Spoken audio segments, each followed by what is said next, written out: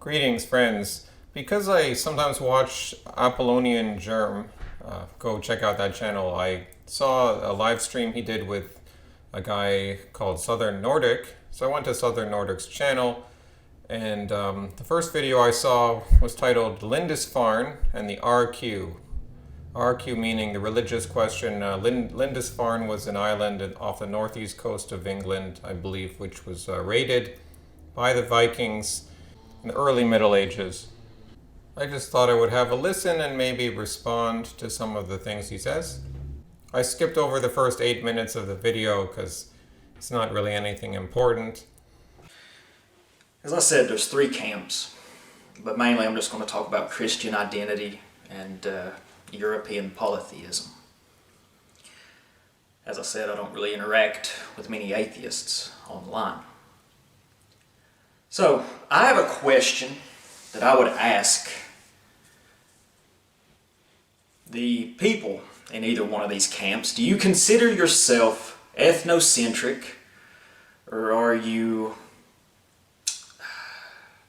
religion-centric, faith-centric, or whatever? And one thing I've noticed, it seems like a lot of these Christian identity people, they claim to be ethnocentric, but a lot of times it seems like they're more worried about converting people to their religion. They're missionaries, or they attempt to be. And I think this is a flaw, to be honest. I don't think you can be ethnocentric and faith-centric, because after all, one cannot serve two masters. I would say that I am faith-centric over the ethnos, but it depends on what you mean by ethnocentric. Do you mean like just the bloodline, just the blood group, or do you mean the culture? Because the culture can overlap with your blood group, and the culture can include religion. So in the sense of like the National Socialists, H-Man, he believed that race was the highest good for the German people. The German people themselves, and what is best for them, however you define that, that was the highest good that the German could strive towards. So it was like a national god in a way. There was no real god beyond that. So he's saying that if Christians want to convert other people to their group, then that's weakness. If your religion gets stronger, then wouldn't your culture also benefit from that? So I don't know what perspective he's coming from. I'll have to watch some of his other videos. But in the Orthodox Church, which is the original church, I hope he can go and learn about this and start reading into where Christianity actually came from. Because in the Orthodox Church, you don't do away with the local ethnic cultures. You blend with them. You try to edify and elevate them, bring them into the wholeness of truth, the wholeness of the Logos, what we would call that, or the truth, Christian tradition. And so, for example, unlike the Roman Catholic Church, which broke away from the Orthodox Church, they were the original Protestants, they imposed Latin in the Mass, what they call the Mass, on all the countries. The Orthodox Church doesn't do that. They operate in the vernacular language. They would operate with the local culture. You still have God at the top, but your patriarchs should be based in your own country.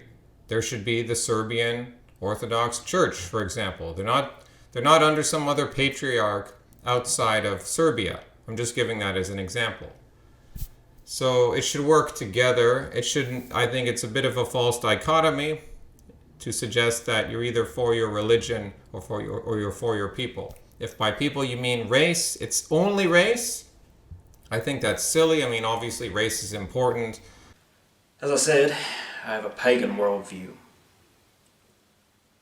I'm secure in my beliefs. And I'm not interested in debating. I don't care for debates of any kind. I'm not good at debating, and I have no wish to be. I know one time I had a Christian identity guy ask me if I would be willing to debate the aspects of our varied worldviews. Thought about it for a second because, well, I'm no expert on this. I've read a bit about it, and it kind of interests me. But I decided against it because I'm not good at debating. I just ain't. And as I see it, you're not going to change my mind. And I doubt that I'm going to change your mind. I'm not here trying to convert anyone. I know the majority of people in these circles are probably Christian. That's fine. I have my criticism of it, but we're entitled to believe what we believe, I'm not interested in debating. I couldn't even tell you what an ad hominem is. I don't know what it is. Don't care.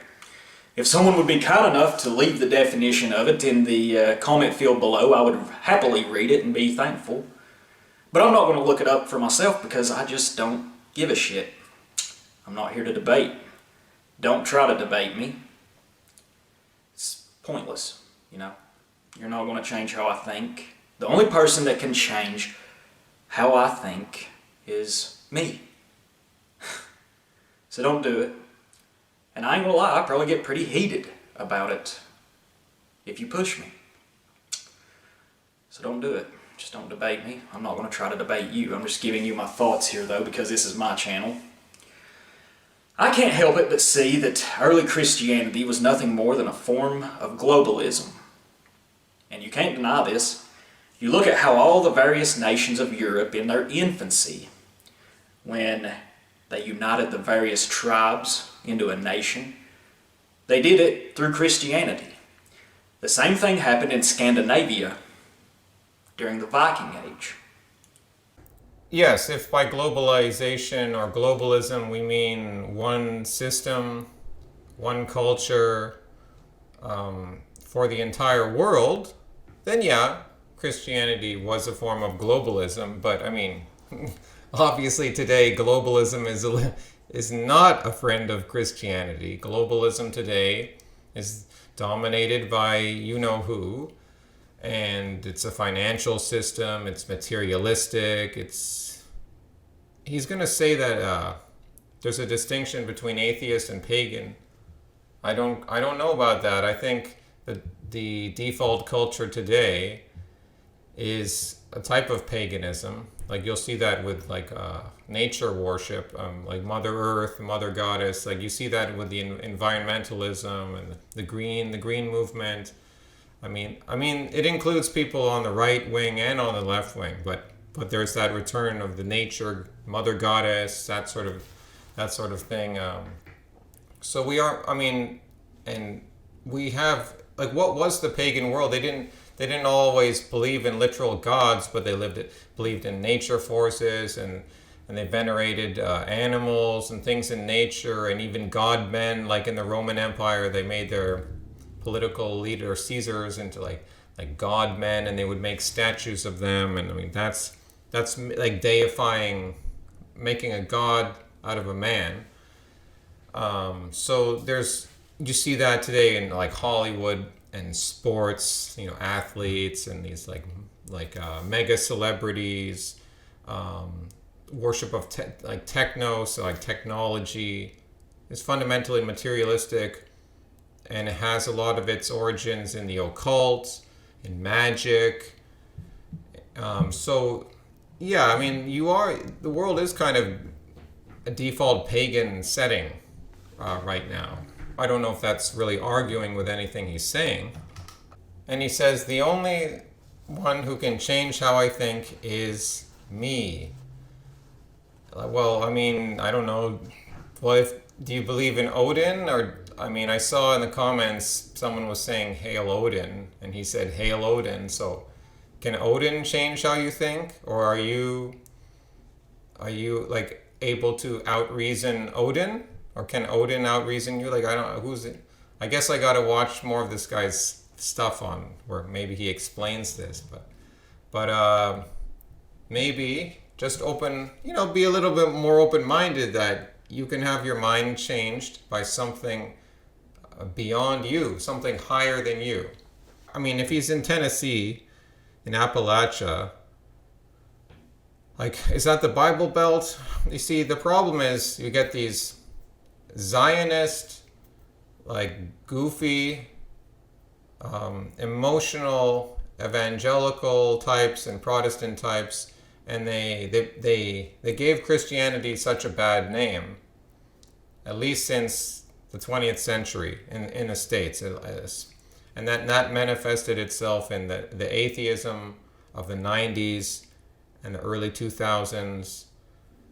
And you couldn't quite fault the atheists because they're reacting against such utter goofiness that they throw out all of Christianity. They throw it all out because they just see these goofy people who are moral busybodies, try to tell them, what, you can't do this, you can't do that, and who support often interests who are working against the country. And so they see all that nonsense and they think that's Christianity. And they don't realize that Christianity has been subverted for about 1,000 years.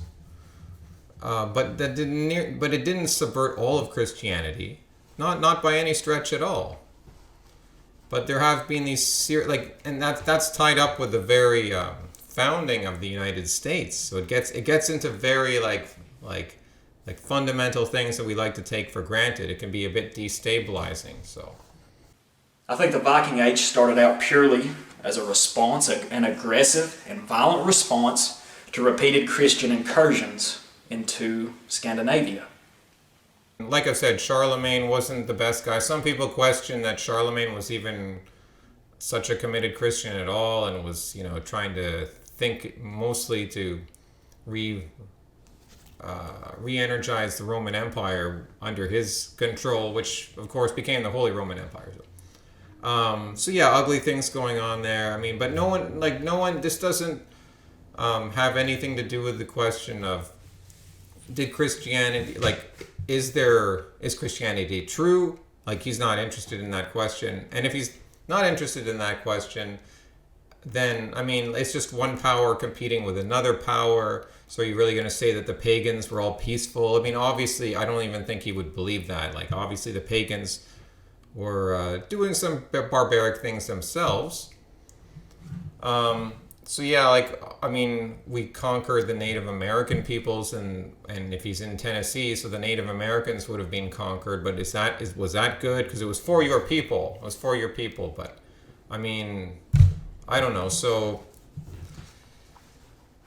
yeah, I just don't see that as such a relevant thing. I mean, obviously, Christianity is, if you believe in a worldview where there's going to be like God and the forces against God, then inevitably there's going to be conquering going on. I mean, that shouldn't bother any Christian. We were like the Roman Empire, which Charlemagne sort of fed off of, like the remnants of. I mean, obviously he was after the Roman Empire, but the Holy Roman Empire sort of succeeding in the West, the Roman Empire. Well, the Roman Empire itself persecuted Christians for a few centuries.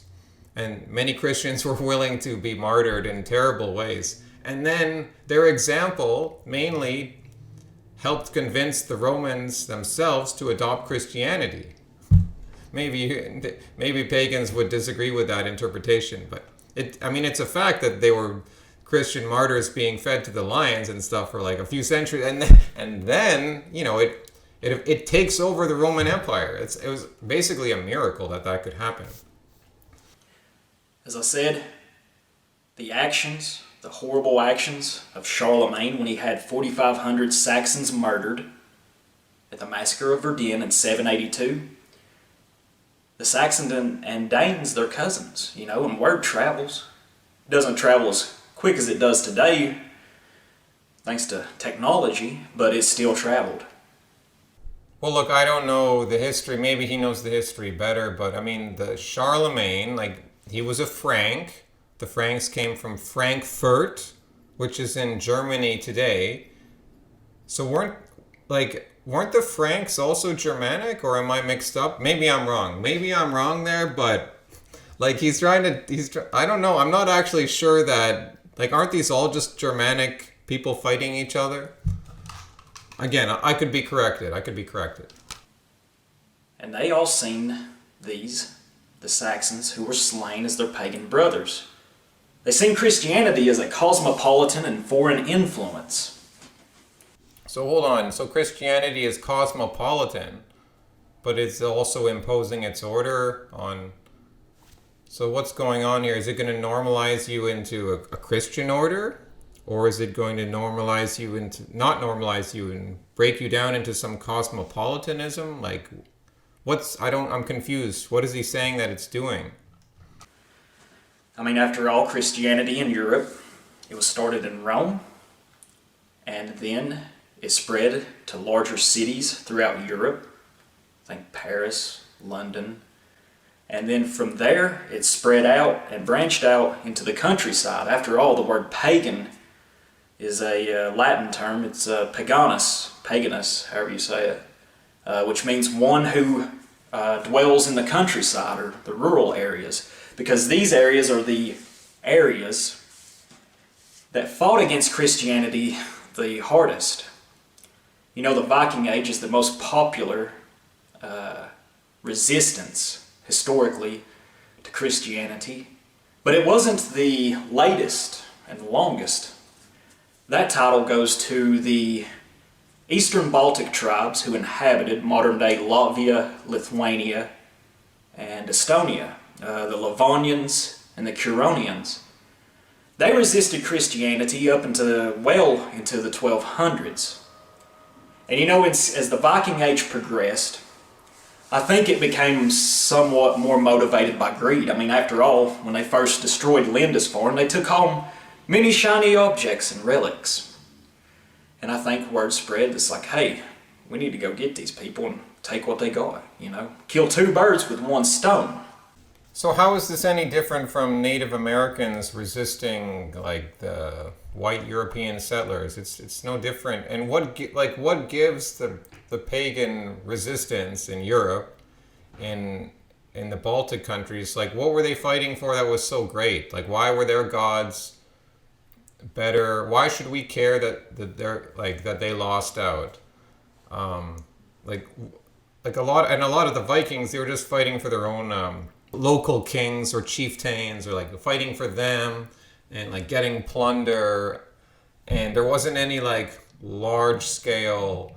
Well, I mean, I guess they did sort of have the Dane, what was it, the Danewald, or they basically conquered half of England. But I don't know like what could motivate them to be so unified the way Christianity could unify Europe.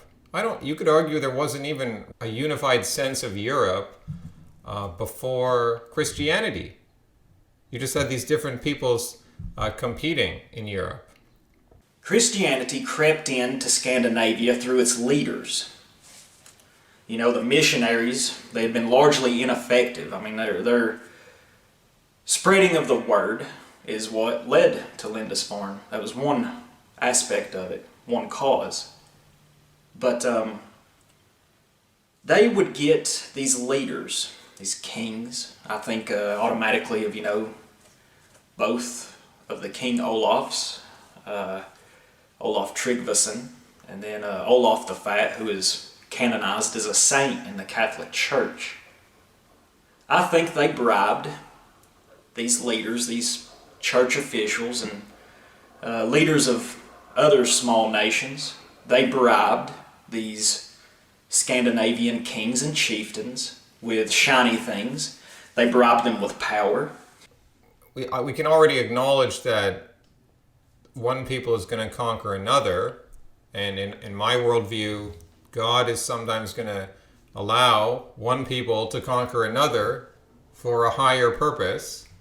He even uses the pagan people sometimes to conquer the Christians. Like that happened to Israel many times too.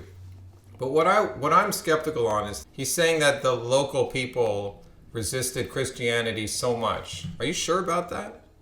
I don't know. I mean, it's hard to prove one way or another, but I don't know. Based on the sources that I've come across.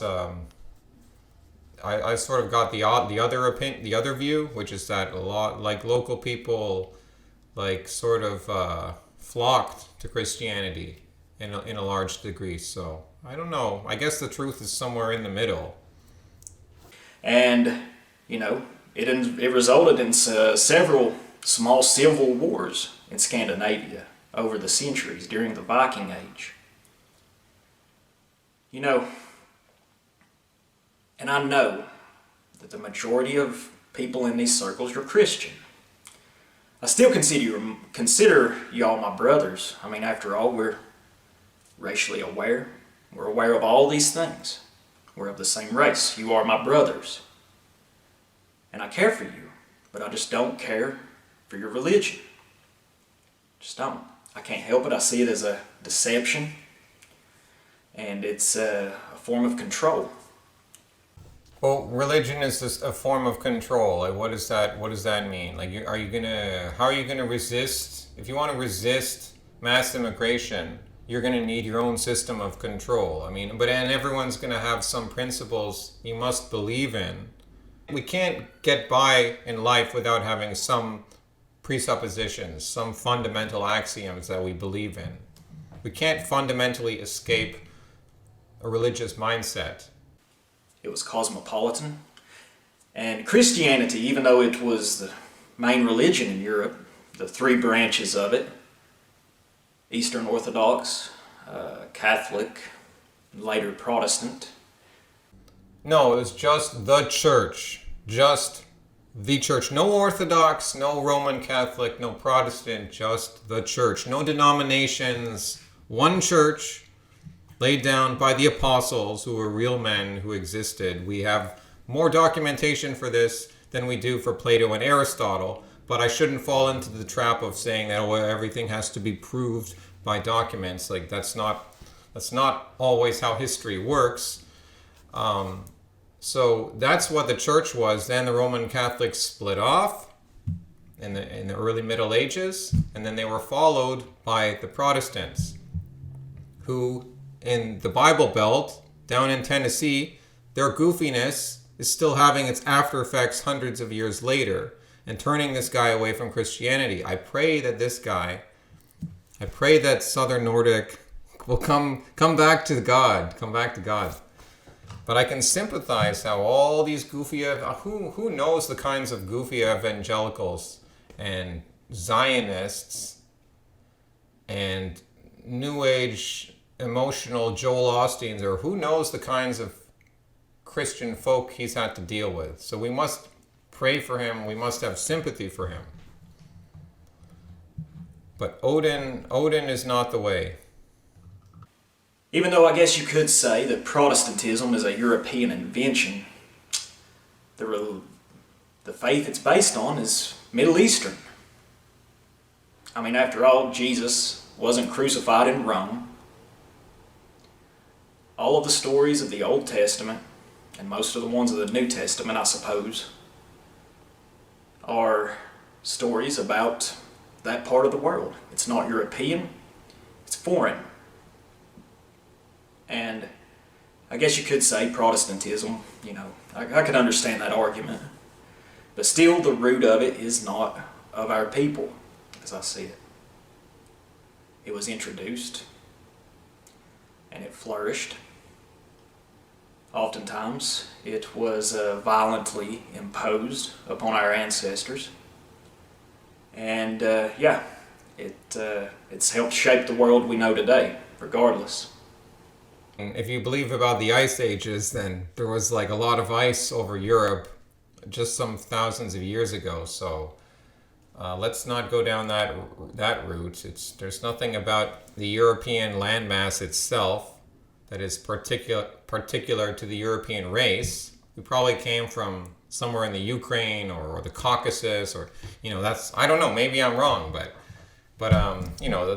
so there's that. And just because a religion or a culture came from a particular region, so what? If it has to, is there truth, or are you a relativist? Because there's it's the same idea we were talking about earlier, like just my people with my own God. My truth, what is truth? Truth is just what works for my own people. Well, that's not truth. These Christian identity people, they have this belief in Anglo-Israelism. I hate this belief. I think it's stupid, and I think it's hopium, whatever. It's this belief that the peoples of Western Europe, these Celts, these Celtic and Germanic linguistic groups, are the descendants, the progeny of the 10 lost tribes of Israel. As I said, I detest this idea. I think it's silly. And even if you were right, which I don't believe you are, I think it's just copium. Well, yeah, I agree with you. It is stupid. I guess it's a cope for whatever they're trying to cope with, but I don't believe in Zionism, or that we need to support that country over there. I don't believe in any of that stuff. That's all like modern stuff, which came out of Protestantism and evangelicalism, came out of heresy. It's just a way to try to claim that you have some root in a foreign faith. You know, I have to give you credit. You know, you're racially aware, you see what's wrong with the world. But then, you know, you complain about, and you are aware of the Chosenites, but then you turn around and you want to be the Chosenites. I don't understand it. I don't care for it. I think it's stupid. Really stupid. But you're entitled to believe what you will, as I said. What else is there? Another thing about religious beliefs is I think it's a personal thing. You know, I'm not trying to convert anyone to my worldview. I think people, if they arrive at it, they follow their own path, you know. I'm not trying to convert anyone. I think our religious beliefs, whether you're Christian or whatever, they should ultimately, at the end of the day, be a tool to help you to believe in yourself.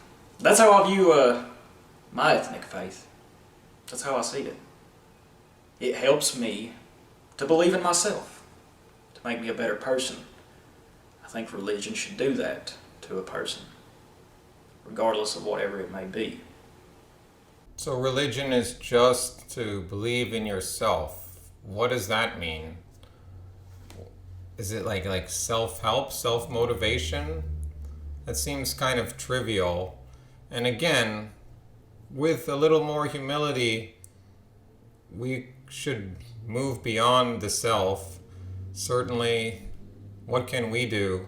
Like, one of the things that brings a lot of people to Christianity is realizing how sinful we are. That indeed sin is a real thing. We all sin. So religion it's not about the self. It's about serving God, because that's the least we can do in our position.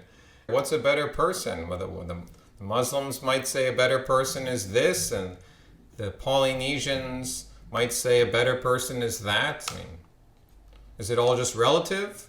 Or is there one truth? And if there's one truth, what religion best captures that truth?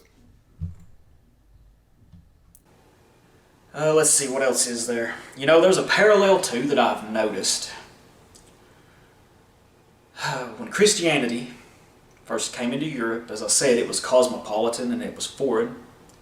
It spread from the cities into the countryside. Here in the United States, and perhaps it's the same in Europe, I'm not really sure. Here in the United States, we see the same thing happening, except instead of Christianity doing it to paganism, It is this sort of secular liberal democracy, this leftism. It is cosmopolitan and it is foreign. And I would argue that it is destructive. It's completely destructive. It's more, I consider it much more destructive than Christianity. Yeah, and it's completely opposed to Christianity. There's so many cucked churches that, like, a lot of churches aren't any threat. They're completely subverted. Like the United Church of Canada or the Anglican Church or just all these even New Age type churches. They're all just completely subverted. The Roman Catholic Church is subverted. So, but still, they don't like Christianity being taught in schools. This new liberal order. They don't like it. Why is that the case? If Christianity is the bad guy, then why is the enemy so intent on dismantling it? Even though I think Christianity had a hand in leading to it, I think we all can agree, whether you're Christian identity or pagan, or atheist, that mainstream Christianity is completely universalist. Well, mainstream Christianity, what is that? And universalist? Yeah. Well, what's wrong with being universalist? It's 5 + 5 = 10, no matter where you are in the world. So is that not true? Then that's an example of a universal truth. And it's not good for our people. I don't know how many times I've seen signs, pictures of people in Europe saying Christians welcome refugees. Yeah, welcome your fucking replacement. That's wonderful. And I think, doesn't the Holy Book say something about loving your neighbor as yourself? I'm not into that. Back up on that. I'm not into debating that. It's just how I see it. I'm just being honest here. Christianity is not teaching you to just lay down and allow your family to be raped or murdered, or to simply allow your country to be invaded by another force. That is not what Christianity taught. The thing about loving your enemies, it's they're still your enemies, right? You can pray for them, but sometimes you still have to go to war. We have the concept of just war. And if Christianity had this weak attitude, then, this is one of the biggest inconsistencies in the critique of Christianity, these same people, I'm not saying Southern Nordic in particular, but I hear this general thing where it's Christianity was so bad, it imposed its will on all of our pagan ancestors and just forced us to convert under threat of death. And there may be some truth in that, but it's this horrible mind control system imposed on us. And then later they're saying, oh well, Christianity is so weak and so cucked, and it just love your neighbor, love your enemies, and just turn the other cheek. And then so it's so weak. It's the whole reason that the West is declining. It's what? What were you just saying earlier? You're just saying presenting a completely different picture of Christianity earlier when it was convenient, and now you just so whatever happens you can just blame that on Christianity. The same thing happened when the Roman Empire was collapsing. People were blaming it on Christianity. And what we see today is this liberal, secular democracy, this leftism. It is spreading from the cities, from these, the indoctrination centers at our universities. And it's not just liberal and secular, it's actually pagan. It is a pagan system that is spreading right now. Look at all the New Age stuff. The reason that you are on the watch lists, figuratively speaking, is because you are right-wing paganism.